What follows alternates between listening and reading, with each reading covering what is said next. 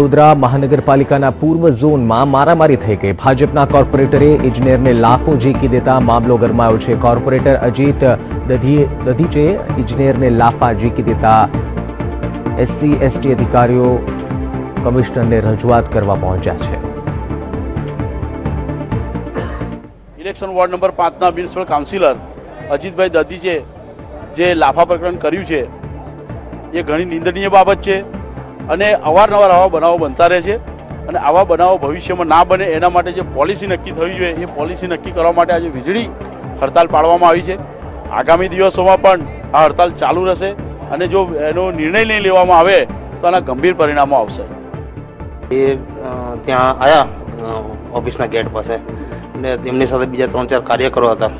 પછી મારા કામો નથી થતા એવી રજૂઆત કરી અમને। તમે કીધું કયા કામો નથી કરતા એમ, એટલે કામોની વાત નહીં કરીને સીધી અમારી સાથે ગાળાગાળી કરવા માંડ્યા અને હાથ ઉપાડ્યો તો પછી મેં ખસી ગયો।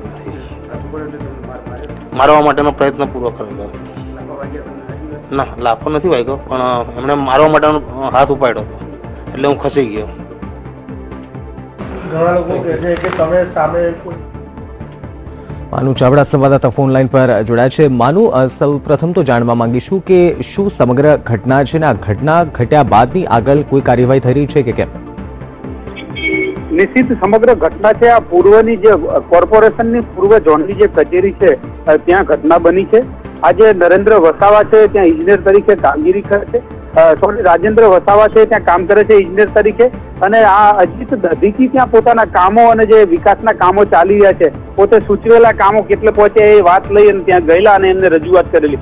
આ દરમિયાન પોતાના સૂચવેલા કામો નથી થતા એ બાબતે નરેન્દ્ર વસાવા સાથે રાજેન્દ્ર વસાવા સાથે આ મગજમારી થયેલી અને પછી અજીત દધીચીએ એમને મારવાનો પ્રયાસ કર્યો અને લાફા પણ માર્યા હોય એવી ઘટના પ્રકાશમાં આવી છે। આ ઘટના બનતા જ સમગ્ર જે કોર્પોરેશનના કર્મચારીઓ છે, એસોસિએશન છે, જે ઇજનેરોનું એસોસિએશન, એમાં પણ અત્યારે એક રોષ છવાયો છે। તમામ કર્મચારીઓ અત્યારે કામગીરી પોતાની બંધ કરી દીધી છે અને હડતાલ ઉપર ઉતરી ગયા છે। ખાસ કરીને જે વસાવા છે એ આદિવાસી ક્ષેત્રમાંથી આવતા હોય, આદિવાસીમાંથી છે એટલે એટ્રોસિટીનો ગુનો પણ દાખલ થાય એટલે અત્યારે કર્મચારીઓ ઇજનેરો છે એક વાટાઘાટો કરી રહ્યા છે અને આગળ ફરિયાદ દાખલ કરવી, પોલીસ ફરિયાદ નોંધાવી એના અનુસંધાને અત્યારે કાર્યવાહી કરી રહ્યા છે।